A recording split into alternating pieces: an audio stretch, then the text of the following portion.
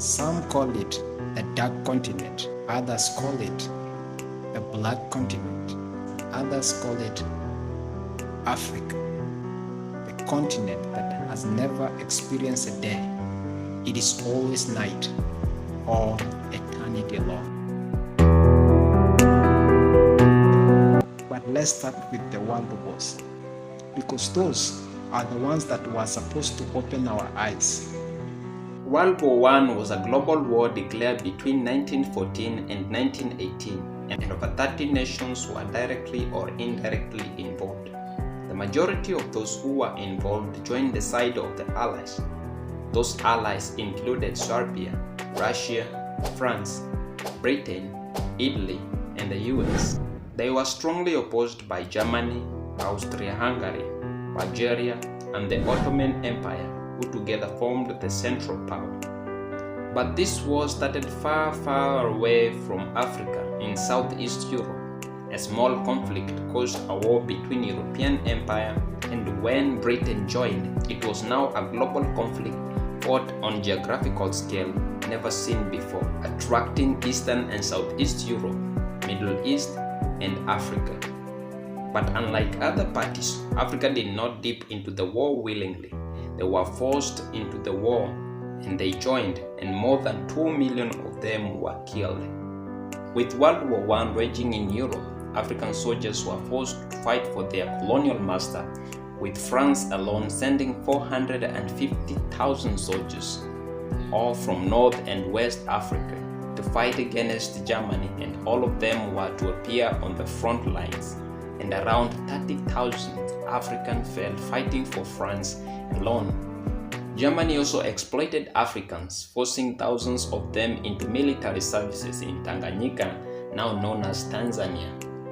That meant labor shortage in the field, leading to widespread of starvation, and around 1 million people died in East Africa as a result. More than 1.5 million people died in East Africa alone. These Africans were defending the interests of their colonial masters, and their sacrifices has been largely forgotten. The most impressive monument of African victims of the World War I is not even found in Africa, it is found in France. What pains more is that Africans are now out of these memories.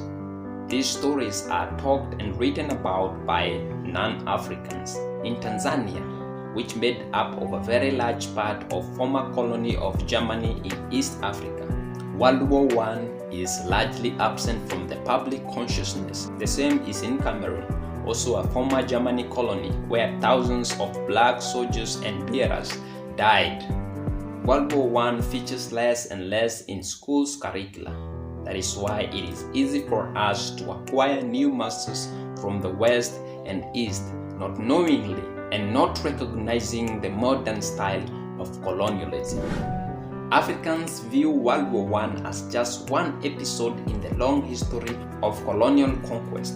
Europe also takes this view and ignores the suffering of millions of Africans in the World War I. To them, in Zima's word, the war in Africa is generally treated as just a minor skirmish in which hardly anyone was hurt. A reason as to why they are still controlling Africa, but this time they are doing it in a modern way.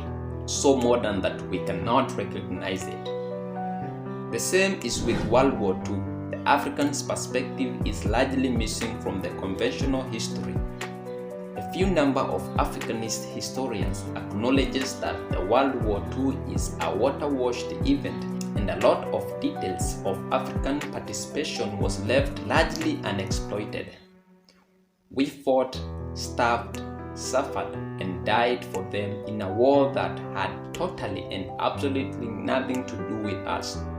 They think that they are under no obligation to acknowledge that, and we Africans are not learning a thing from the past. That is why every African child's dream is to go to West, and they sure do so as soon as they secure the slightest opportunity. And what happened next? They become a rabrat for racism, and African kids learn that racism is toxic when they see African victims of racism. How do we pay them back when they come in Africa? we think of them as gods, and so we treat them. Europe is paradise, and the US of A is heaven. Oh, and Africa is some sort of hell. Who would want to live in hell? I don't think there is. That is why, with the slightest chance, our engineers, doctors, scientists, professors, and any smart beyond normal dudes will all end up in Europe and US, and it is working quite perfectly against Africans. That explains uncountable black doctors in the Western hospitals, black engineers, and black billionaires in the US contributing in tons of development in foreign countries, only to come back in Africa when in body bags to be buried. When any other genius is spotted, the same is the case until death. After most of our hope are taken from us to develop the countries of our gods, we are left helpless.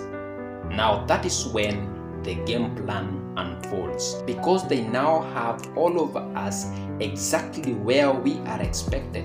They now come with goodies all over, selling their policies to us, making us worship them and sing the same song as theirs. And here the rule is very simple: play by their rule in their own game, and the goodies will continue flowing. You stop and you kiss their goodies goodbye. What choice do we have? Hang me if we fucking have any. And just like that, colonization in the 21st century in Africa again. It is very easy for them, very easy, as it was easy for Jesus to walk on water.